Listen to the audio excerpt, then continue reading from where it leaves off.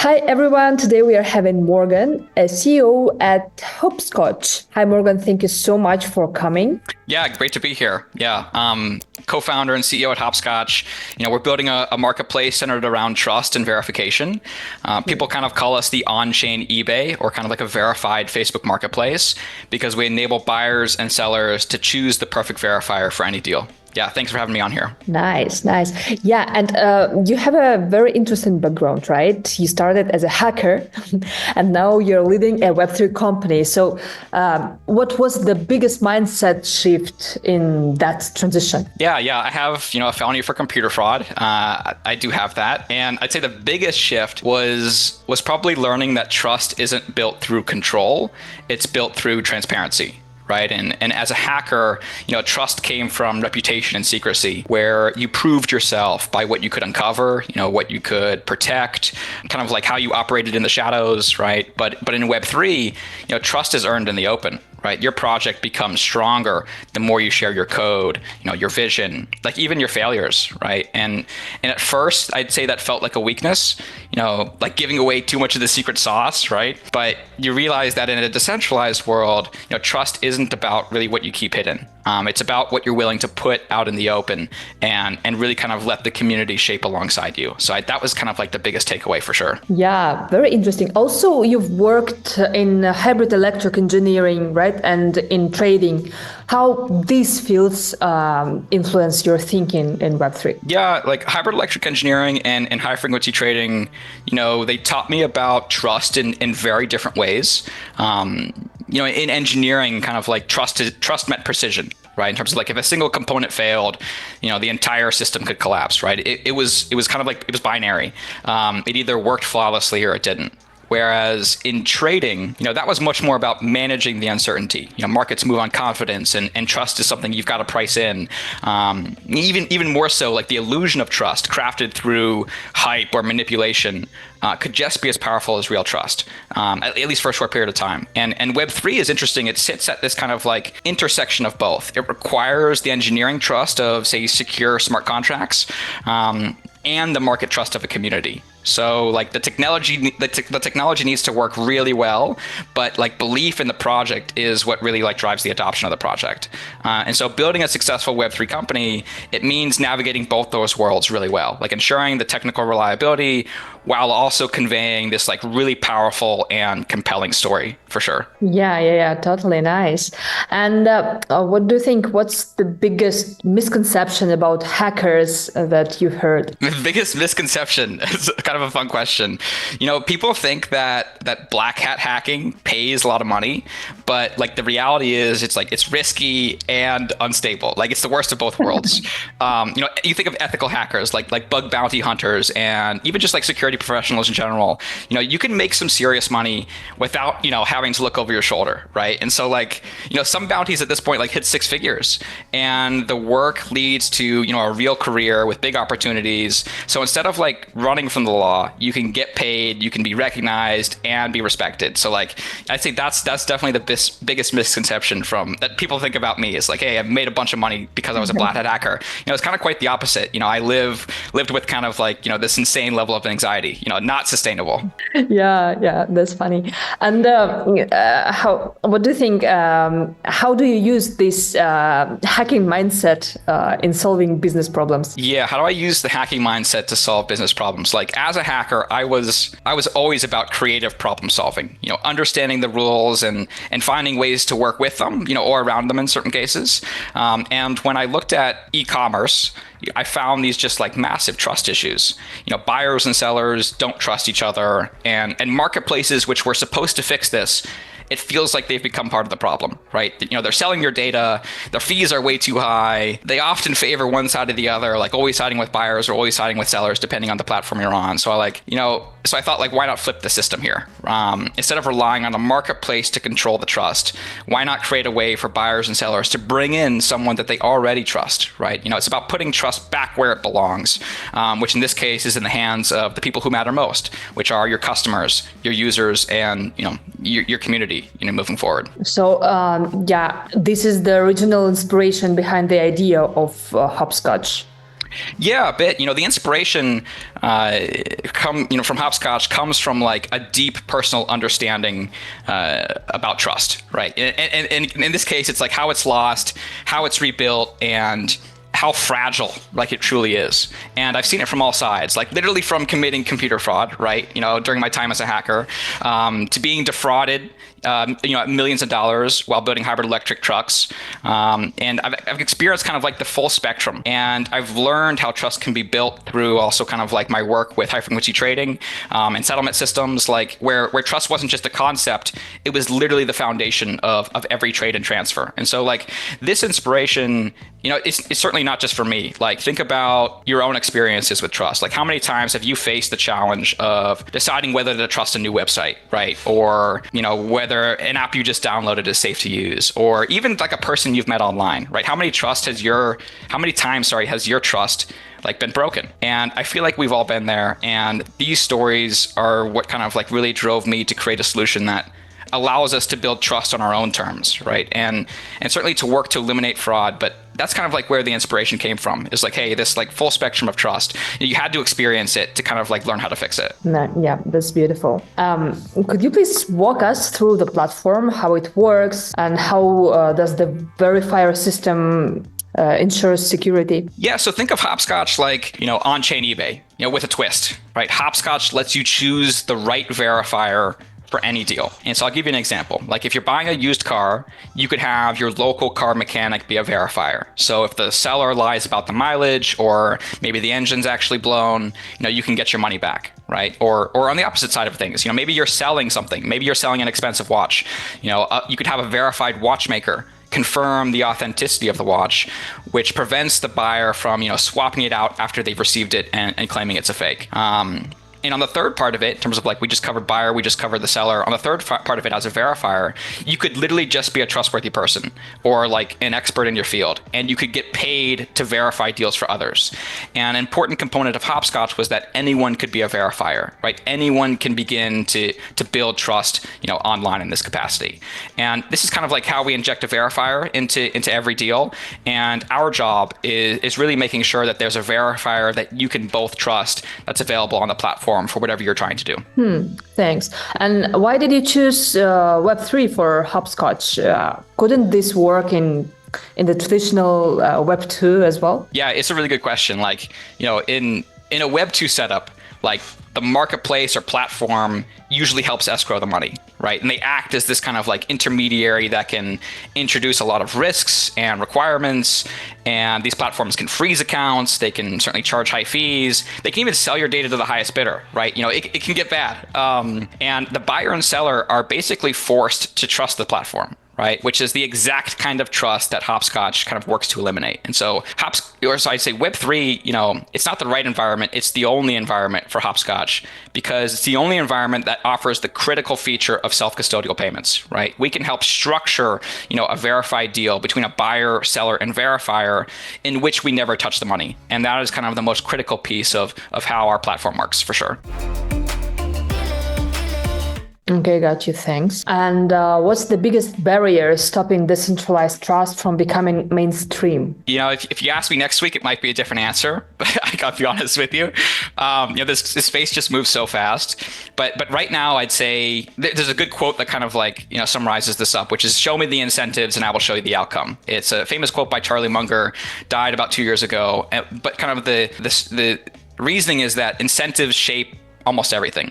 And this is especially true with marketplaces and also like most messaging apps as well. Like some are great at business and some are great at privacy. And kind of like the more business you can do on these apps and marketplaces, the less privacy you have. And likewise, the more privacy you want, the less business you can do. So they kind of like, they work against each other, right? And none of them seem to get the balance right. And this is kind of really the problem. We say this thing internally, which is like privacy isn't profitable, right? And we need apps that can do both, that can really align these incentives much more properly, right? And so I see that as kind of like the next generation of applications here that are able to gain product market fit in this market. Okay, thanks. On the platform, you allow users to choose between human verifiers and AI. Would you personally trust an AI to resolve like big money issues? Like on a general basis, personally, I probably wouldn't rely on an AI loan to resolve like $1 million dispute. And that's not a problem I have yet. It's one I want to have in the future. But like, while AI excels at, say, analyzing data, identifying patterns, it does really well. It makes okay predictions. It still lacks the kind of like nuance and judgment that human experience brings. And so when you have these high stakes disputes, which kind of like they often involve like this level of emotional intelligence and contextual understanding that AI just can't replicate yet. Now, there is kind of a but coming. Like, I do see AI as a really powerful tool to support human verifiers, right? They can efficiently process like the terms of a deal that could be like super complex.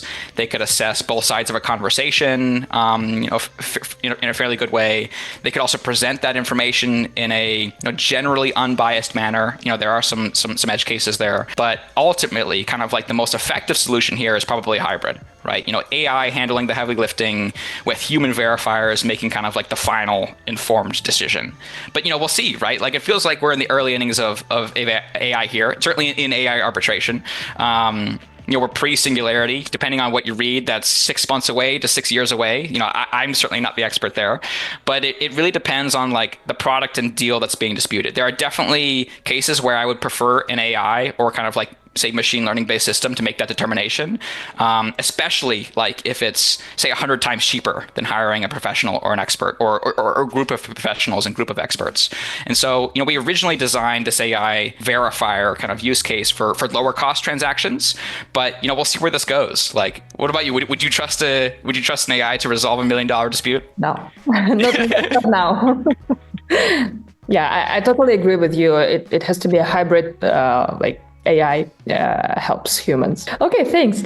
And you're launching on Base. Why? Why did you choose Base? Why did we choose Base? Well, that could have like two very different answers, I feel like. The first one is that Base is highly integrated with Coinbase. So you have this like really easy and low cost on-ramp and off-ramp. Like, it doesn't cost 5% to get in and out.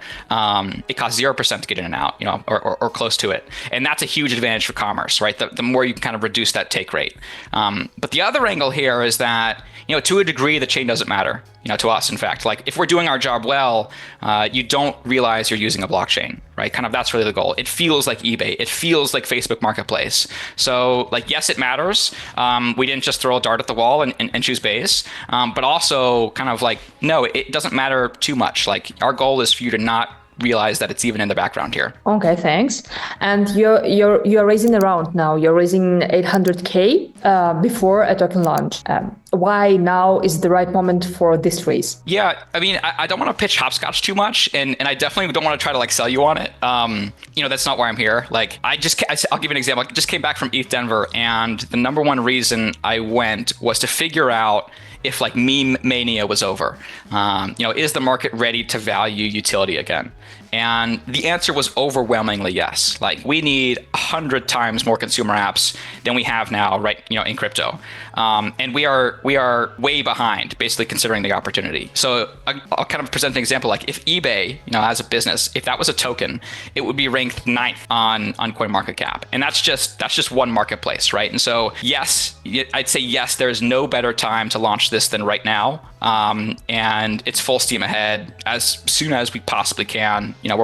We're up till 2, 3, 4 a.m. every single night trying to get this out. Okay, thanks. And also, there are many projects that use tokens as a fundraising tool, but this token then doesn't have real utility. How do you ensure that Hopscotch token will have this value? So number one is just kind of like, you've got to be able to build an amazing product. And for us, that means making buying, selling, and verifying really easy. On the token side, I'd say, that shouldn't be our focus and isn't our focus just quite yet. Yes, we're kind of like, we're raising money, and that is something that we want to look for in the future. We definitely want to take advantage of, the incentives that we can provide for users through kind of a token-based model. But at the same time, like, we are a product first company here. And so, before even thinking about a token, we need to make sure that we've built something our customers love, right? The token and the token model itself has evolved quite a bit. We look at examples like Hyperliquid. They spent 9 months, laser focused on building and distributing an incredible product before launching a token, right? And when they did it, it created massive wealth for the users, right? And that's kind of like the power of community. When your users become your biggest advocates, it's almost like cult-like, in a good way. And a community like that is just like absolutely unstoppable. And so I think everyone that's looking at launching a token needs to study that playbook very, very closely. Totally, yeah. And how are you planning to attract these real users that will be there for a product and not just to flip tokens? So yeah, you have to make sure that you're delivering real value, right? In terms of like you're solving a real problem. And we weren't always doing that as a company ourselves in terms of like actually solving real problems that customers were having. We really had to get out in the world and communicate with our customers as to, hey, sellers have massive issues with marketplaces in terms of like they almost always side with the buyers. Buyers, they are charged indirectly high fees on these platforms. eBay charges 15%, right? And that's a 50% higher cost for the items that they're purchasing. And the marketplaces, they sometimes, like when there's a dispute, they sometimes hold the money for 30, 60 days. They lock that up. And I don't know if you've gone through like a PayPal dispute or an eBay dispute, but it's a pretty awful process. And like when I start a dispute, it feels like I've lost that money already, right? And so, our number one goal is to prevent fraud. And as we deliver on that, there's extreme value there. Fraud is a really big problem in the world. And so, that's what we focus on, day in and day out. Okay, thanks. And how do you see, what's your long-term vision for the token, for the Hopscotch token? Yeah, that's an easy, I don't know the answer to that yet.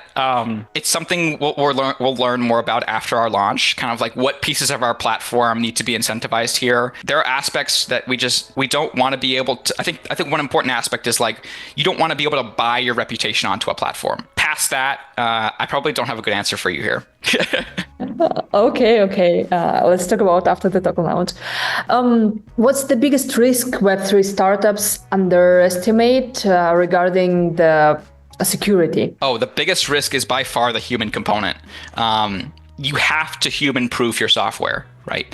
Like in the cybersecurity world, we have a phrase where there's only two types of companies: ones that know they've been hacked and ones that don't, right? And so you literally have to be changing your passwords on a monthly basis, like before you get compromised, ideally, right? You have to take the time to map out your security and understand where the gaps are, right? You have to put in the effort and you have to put in the time, and it is 100% worth it.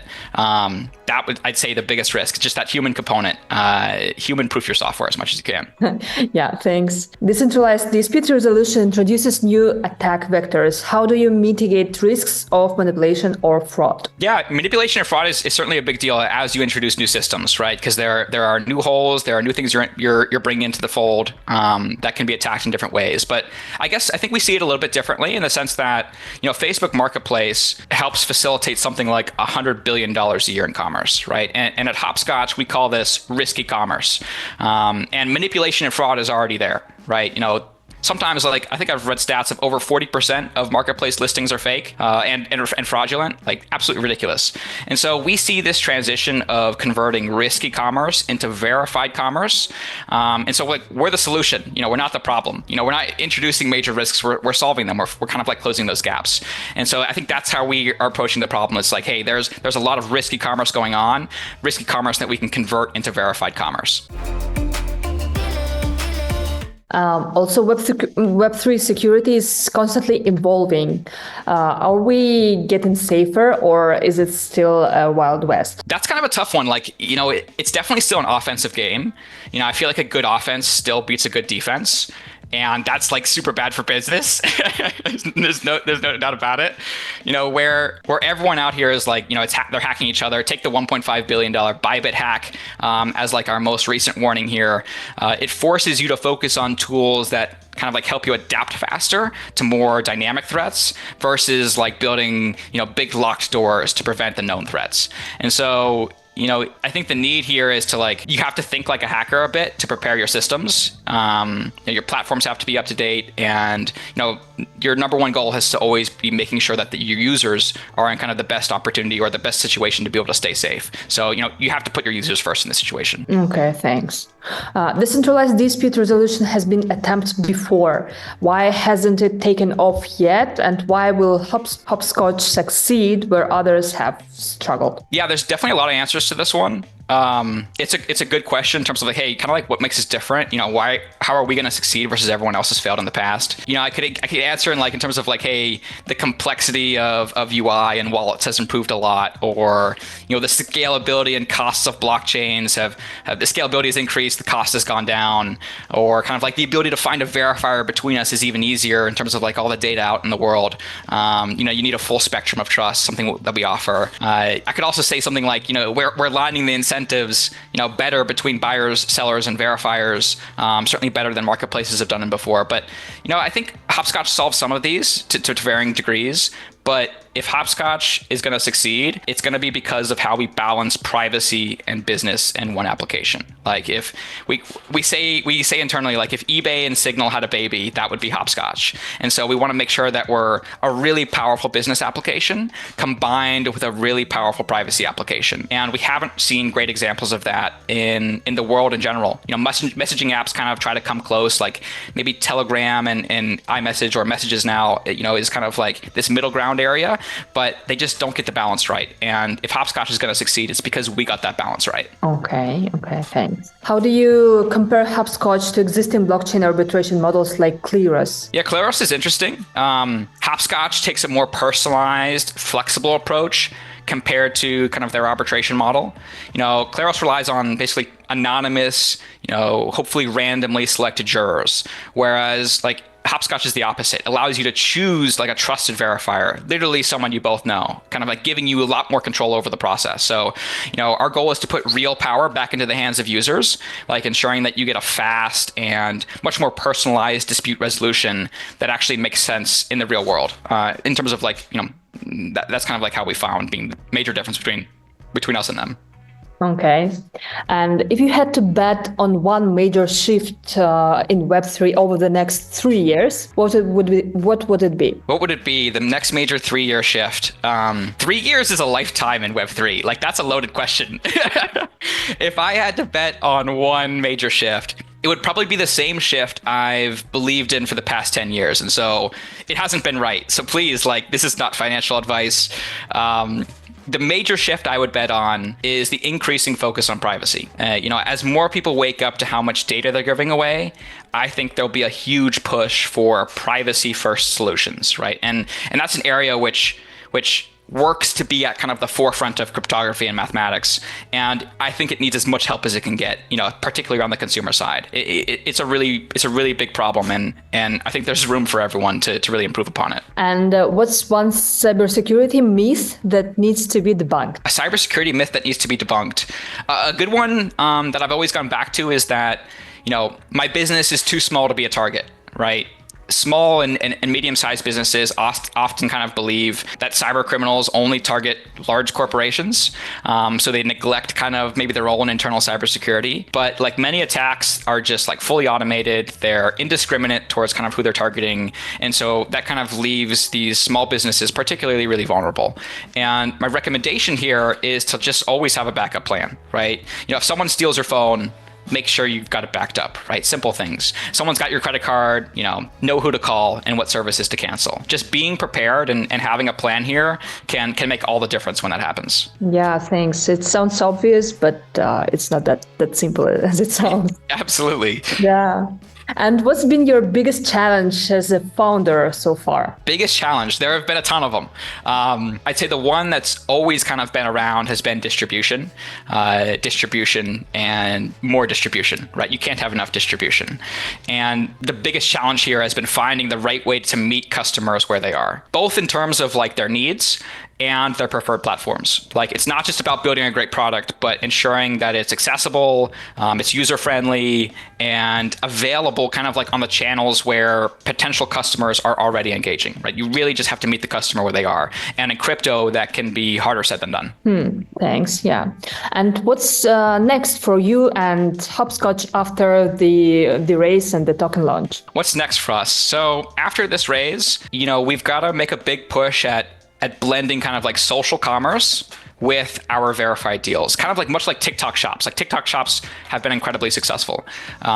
So by tapping into platforms kind of like Farcaster and engaging really specific token communities, our goal is to make it easier for people to kind of complete these deals in the spaces that they already interact with. Like, we want to bring that trust, bring that commerce together, so that people can buy and sell confidently where they already spend their time. Right. And that's kind of like, that's what magic probably looks like for us moving forwards. Okay. And if you weren't building Hopscotch, what another Web3 problem would you solve? What other Web3 problem would I solve? I'm not sure I'd be in Web3, right? It's an absolutely grueling space. Where you have these moments of extreme happiness and just like these long drawn out periods of like sadness and depression. And that's just kind of like the straight truth. It requires this just like relentless commitment to the grind, a fucking grind set mindset, right? And so I think I'd be doing something with my hands, I don't know, like geothermal technology or like vertical farming or something that just like, you can feel it. It's a little bit more real. Sometimes kind of like Web3 gets lost in the sauce a little bit in terms of like, hey, how am I actually helping people? And so the closer we can get to that, the better I would feel. Okay. Yeah, that's interesting. My last question, what's the worst security vulnerability you've ever seen? The worst security vulnerability I've encountered is probably this is going to sound funny, but it's the human tendency to click on malicious links, right? It's not like some massive 0-day and some, big system. It's just clicking on malicious links, right? And I include myself in that category. Like, I've seen just in the past couple of days, I've seen literally some like grade A, level 10, 5-star spam, right? I mean, the creativeness of hackers that we talked about earlier, it applies in all dimensions, right? And spam is no different, right? And so, I try and survive every day in terms of like click on as few links as I possibly can. I'm super skeptical on like emails that come in or text messages come in. And, that's definitely been a driving force of like, hey, we need better end-to-end encrypted, communication lines that, rely more on privacy and less on kind of like spam protections. Yeah. I always think about myself that I'm super skeptical, but sometimes even, I don't know, if I'm sleepy, I click. Absolutely, right? That's horrible. It's hard not to sometimes. Yeah. Thank you so much, Morgan, for coming. It was very interesting and I had fun. Thank you, Malika. Yeah, thank you for all these kind of like amazing questions. Thanks. Bye-bye. Have a good one. Peace.